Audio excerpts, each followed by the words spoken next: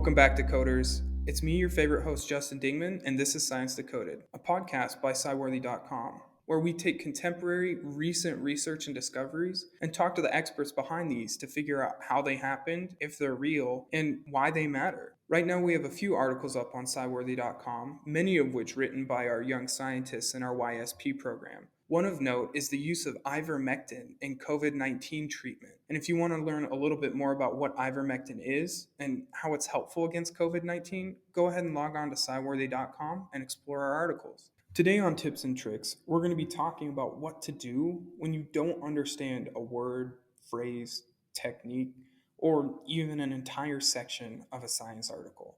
Science can have its own language, its own jargon, science-anese, if you will. And it can be really difficult to understand that if you don't have an education or haven't gone through the proper training to talk the talk and to walk the walk. However, thankfully, there's a lot of resources out there to help translate what we do in science and how we talk in science into modern day language. Through the use of websites like Wikipedia, Google, Bing, and Yahoo, you can actually look up any word, any definition, or any technique that you want to know about and educate yourself on that. And when you come across words, phrases, and techniques that you don't understand, I highly recommend looking them up online. There's a plethora of information out there, already put there by other scientists who are already trying to communicate this sort of stuff. You can figure out how hard, how complex, how simple, and how easy how certain techniques and certain methods are to conduct in science. Through a quick Google search, you can also readily understand how theoretical or how practical some of the words and theories that these scientists are using might be for their research. Sometimes when searching for things that you don't understand in a science paper, you come across things that you've never heard of, and sometimes things that not even Google can tell you. This is when reading other science papers can be extremely helpful. Now, it's easy to get caught in a rabbit hole, right? You just want to read one science paper, but before you know it, you have to read science paper D to understand science paper C to understand science paper B before you even understand the one you wanted to in the first place. However, just by simply reading the abstracts of some of these papers, you can get an idea of the concept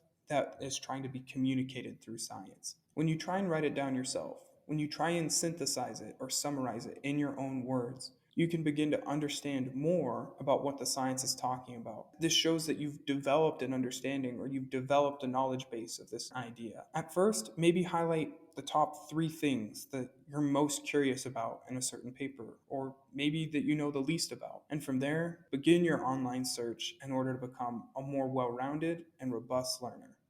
Today on Science Decoded, we're going to be talking with Dr. Jonathan Nassi, a scientist at Inscopix Inc, about his recent paper published in Cell Reports titled Head-Mounted Microendoscopic Calcium Imaging in Dorsal Premotor Cortex of Behaving Rhesus Macaque. Now, all this title really means is that they used a fancy head-mounted microscope to image the dorsal premotor cortex, an area of the brain, of a rhesus macaque, which is a type of monkey, while it underwent certain behavioral tasks. When looking at the human brain, it's a pretty average appearing organ. It doesn't have muscles, so it doesn't really move around. And even when viewing the brain while someone is conscious, we can't really see much. We have very few ways to image and measure the activity of the human brain. We can do it on a large level, and we can do it on a small level.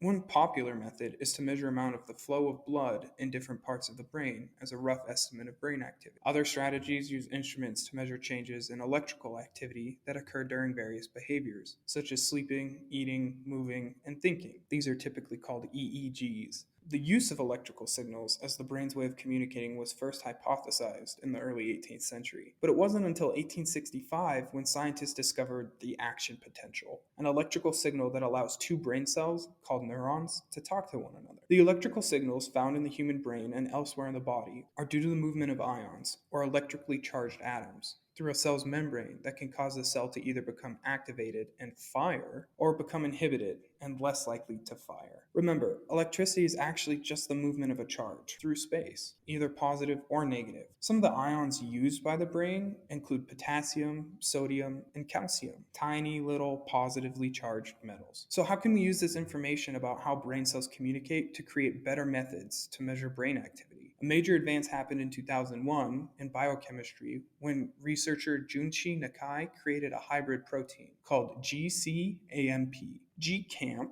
is a green fluorescent protein that detects and binds to calcium. Since we know that when a cell becomes activated, calcium rushes into the cell, we can use GCMP to show this activity when calcium is detected. The GCAMP causes the cell to glow bright green. Since the invention of that protein, various tools using viruses have also been designed so that it could be used in real living cells in order to measure calcium levels. And this technique has since been proven to work in numerous cell models, including mammals. This research, along with advancements in surgery, optics, which is also the physics of light, and instrumentation and engineering, inspired very smart neuroscientists who attempted to answer a very ambitious question. Can we record hundreds or thousands of neurons across days, if not many months? I'm sure many of you have seen those fancy digital simulations of nervous systems on TV and other science videos, where the signal kind of looks like a current, where the signal is represented by a white light cascading randomly, methodically hopping from one nerve to the next. It was images of these very events that the scientists were trying to get. Answering this question got a jumpstart when scientists at Stanford invented a powerful yet small head-mounted fluorescent microscope that uses cameras from iPhones to record these green fluorescent neural events.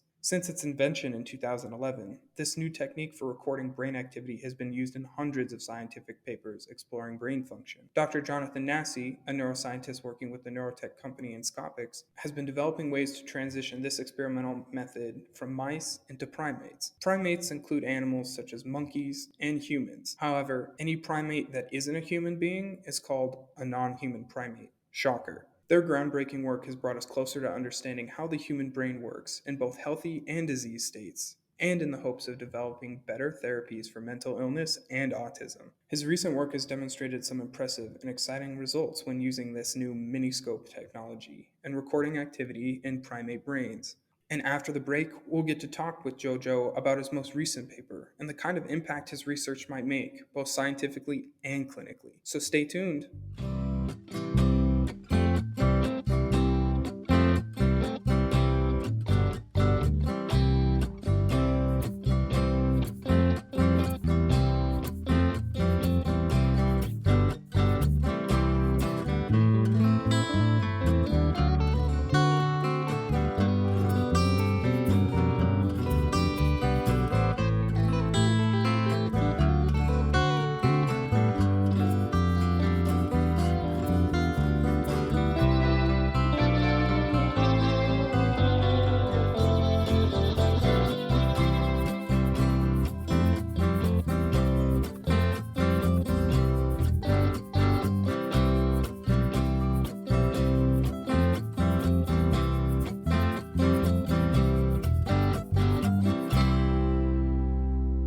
Welcome back, Science Decoders. It's your favorite host, Justin Dingman, and today we're joined by Dr. Jonathan Nassi.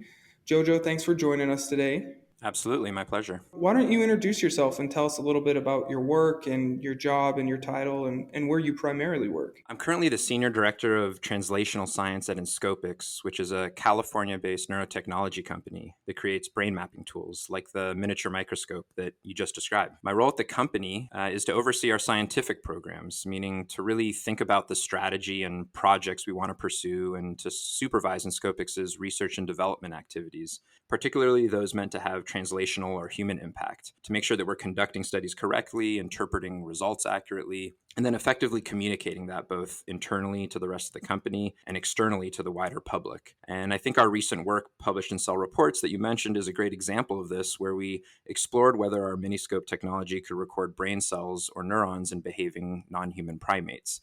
And so here I was responsible for directing all aspects of the study and help design and execute the experiments, analyze the data, interpret the results, and then package that all up into publication in a peer-reviewed journal article to communicate the results to the scientific community. How long have you been practicing in your field so far? Yeah, it's a great question. So let's see. Gosh, I got to go back. So I got my PhD back in 2007. So what? That's about 14 years or so. I did, my PhD then. I did a couple postdoctoral fellowships at Harvard Medical School and at the Salk Institute in San Diego. And then I've been with Inscopix for the last 6 years. Wow, that's quite a bit of time, but it just means that you've done a lot of reading, a lot of work, a lot of writing as well.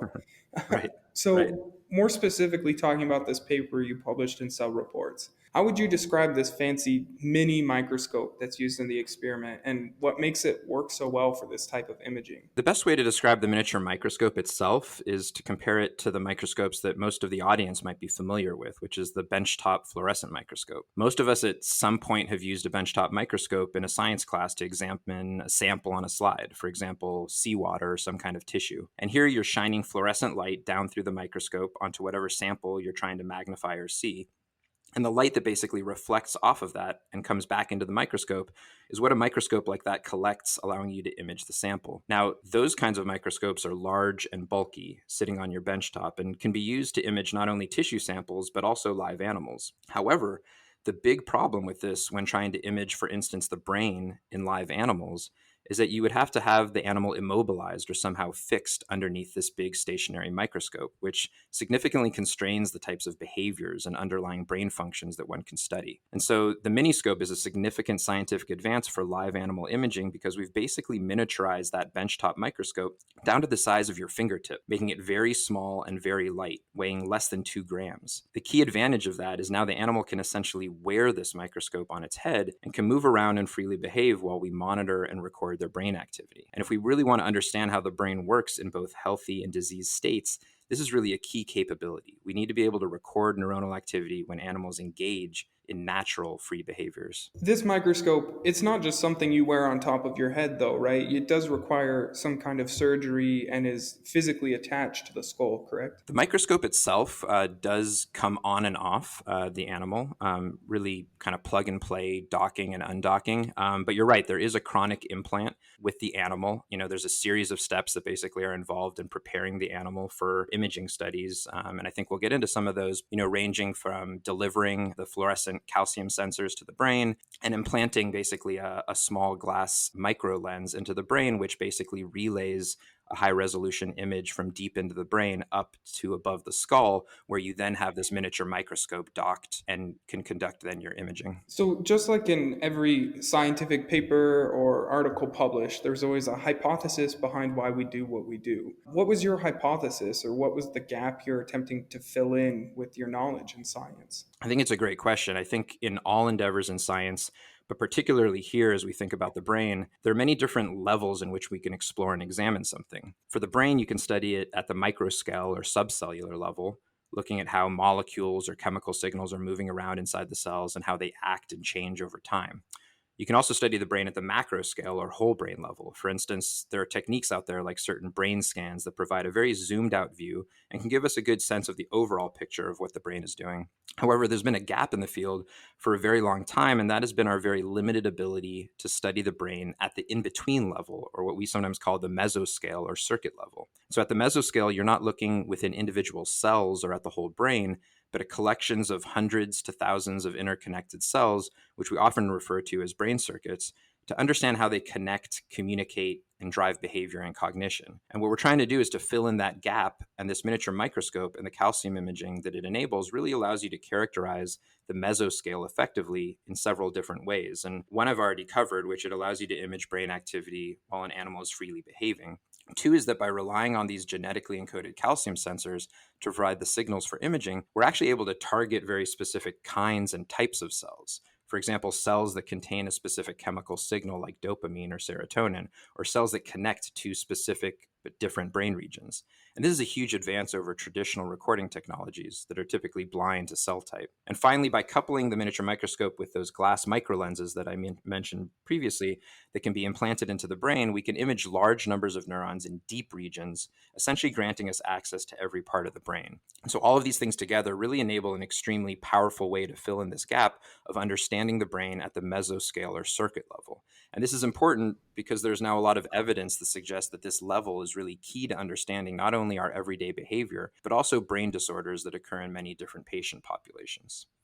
This was really our, describing basically our first attempt and successful demonstration of being able to apply this Miniscope technology and calcium imaging in non-human primate models. So, you had mentioned also using genetically encoded calcium molecules through what's called a viral vector strategy. in order to visualize these neurons or these brain cells. Can you describe a little bit about what the viral vector strategy was and how you were able to actually make cells flash that you could change into these images when monitoring calcium concentration? Yeah, absolutely. In our publication, we used, as you just referred to, a genetically encoded calcium sensor. And the genetically encoded part is super important here because there are calcium sensors that have been around for a while that are essentially organic dyes that can be put into the brain and get incorporated into cells more or less at random, but they don't allow you to be targeted to specific cells. So the genetically encoded part means that you can actually deliver your calcium sensor to very specific types of cells via DNA or RNA.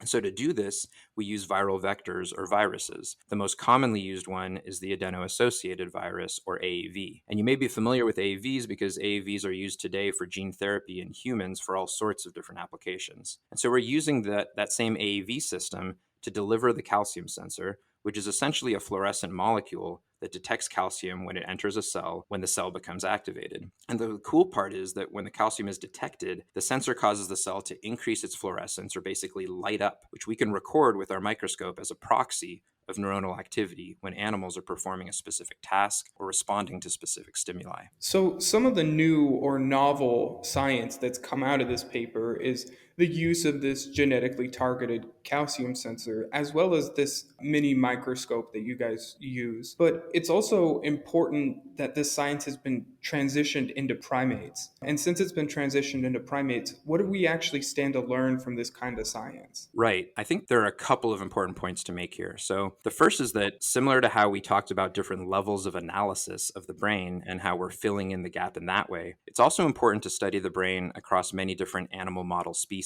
And the reason for doing that is that all species are, of course, alike in some ways and different in other ways. And this is true from mice all the way up to humans. As we investigate these different animal models and compare across multiple species, it's much easier to then understand which discoveries are most likely to translate to humans. For example, if we find something that happens in a mouse brain but can't replicate it in a rat or a primate brain, then we would be much less certain that it occurs in humans.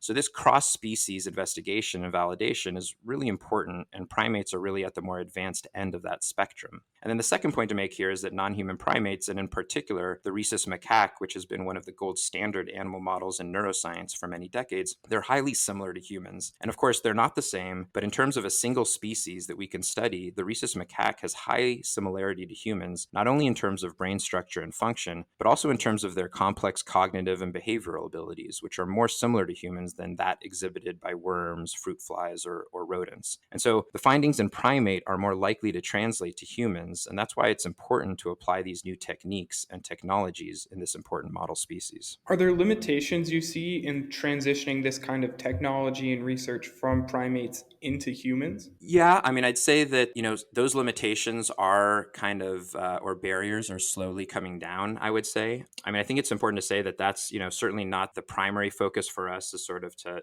literally bring this technology and miniature microscope technology into humans, at least not, as I said, today. But it is interesting to think about the fact that more and more we're seeing, as we talked about a second ago, gene therapies like AAV gene therapies that are being used in the brain, right? And so similar to those same AAVs, as I mentioned, are being used to basically deliver these genetically encoded calcium sensors. And then, of course, these micro lenses that get implanted into the brain in these animal studies, we have a lot of advances now happening in terms of deep brain electrodes that are used for Parkinson's patients and humans, and all sorts of other sort of neuroprosthetics. So the concept, at least, of, using a virus to deliver calcium sensors and devices to implant it to the brain, those are actually more and more, you're starting to see those aspects becoming a reality, in human clinical populations. But our focus is really very much, on both supporting sort of fundamental basic neuroscience and also informing sort of our understanding of disease and informing therapeutic development, but really focused on applying these techniques and technologies in animal models. And as you stated, because of the close relationship between the rhesus macaque and humans, Homo sapiens, we actually can begin to draw conclusions and kind of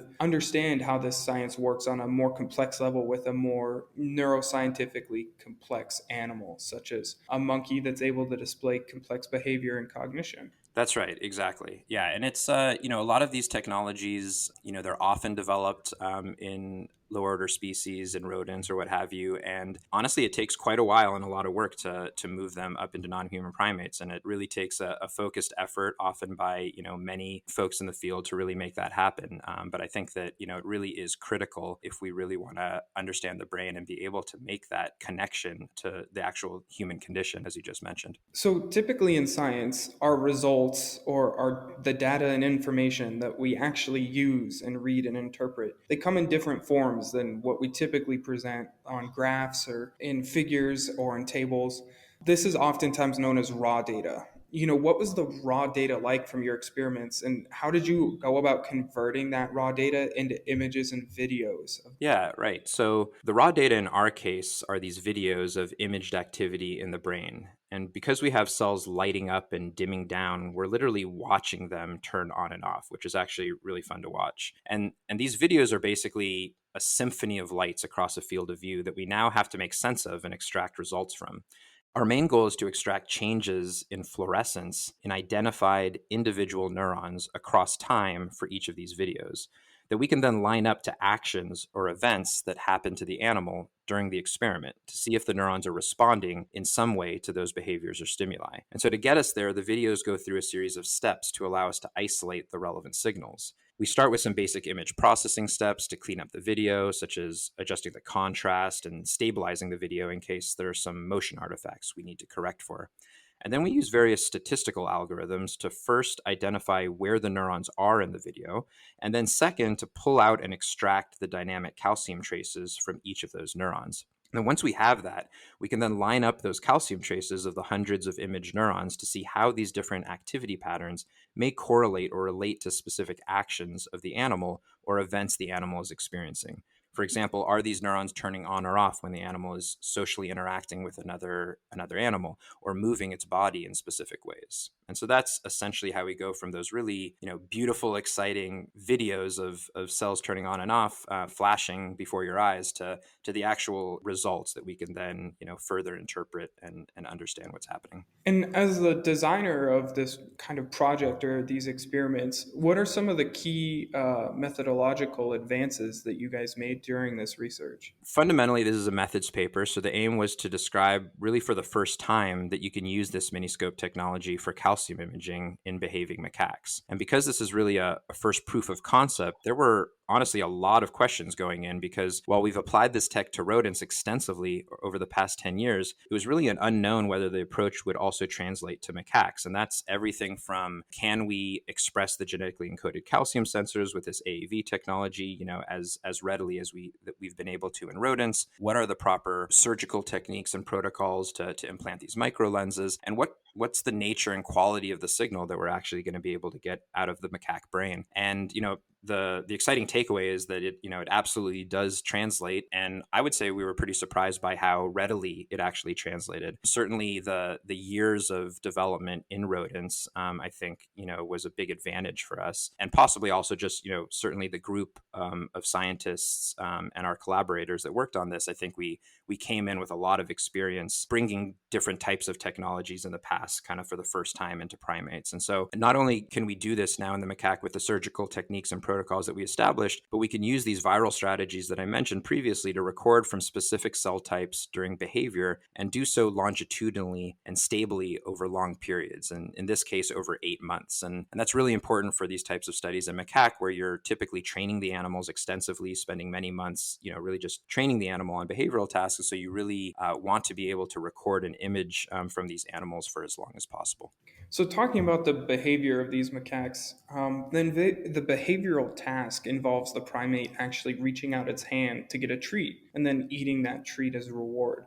What did you learn about the primate's brain through this behavior? And what did the images and videos reveal about this primate behavior? Yeah, so as I just mentioned, this paper was primarily a proof of concept or methods advancement to see if we could apply the Miniscope technology for use in non-human primates. And so we wanted to validate the approach with something that we already know to be true, but also show the potential capabilities of where this can be taken in the future. So here, from a methods validation standpoint, we imaged from neurons in the premotor cortex, where we know that these neurons should encode intentional motor behavior, or in this case, the direction that the animal reaches. which is also why we chose this particular behavioral task. What this means is that we expect that individual neurons will increase or decrease their activity depending on the specific location to which the animal reaches. And this is exactly what we found in our study.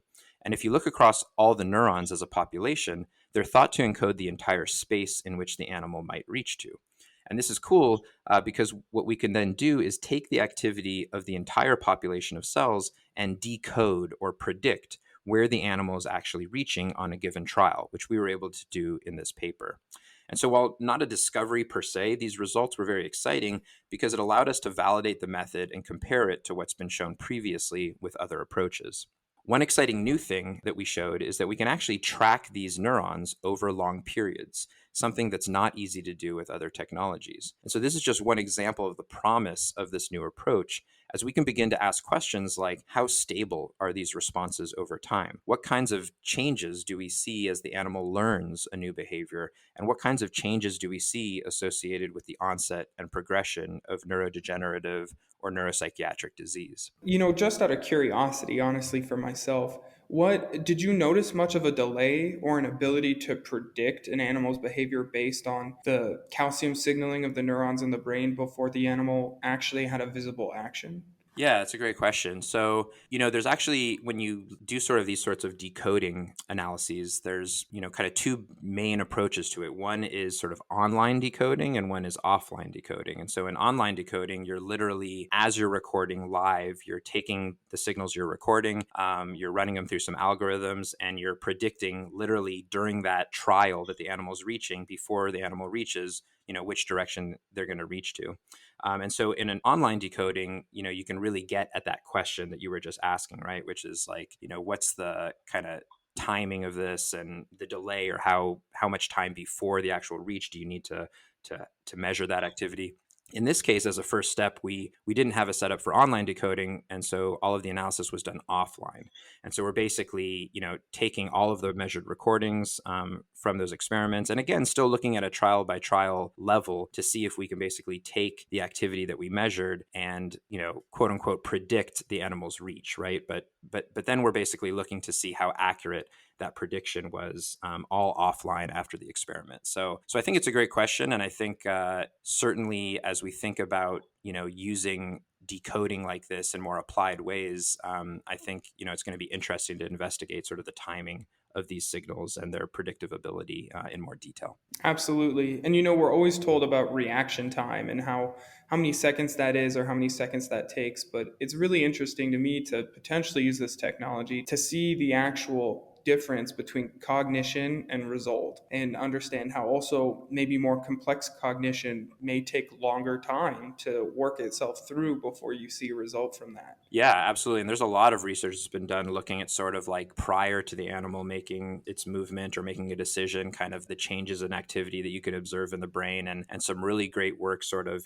sort of presenting sort of distracting stimuli, for instance, to sort of disrupt that decision making or delay that response time. So that's a very active area of research. And I think, this technology can definitely be used to investigate that further, especially in terms of asking questions about which types of neurons are involved, and over time does the brain region or the cell populations sort of change their coding and their ability to support those kinds of behaviors. So, all in all, given the time from you started thinking and planning about this study to the point of publication, how much time did it take you guys to get all the steps and go through everything and make sure everything checked out to get to the point now where you have this finished proof of methods paper? Great question. Let me think here. There's probably it definitely takes, longer than I would say rodent studies, just like even literally to just sort of develop, set up, and plan and get everything in place, certainly. But yeah, I would say that, the studies themselves were basically all done over the course of about a year and a half or so.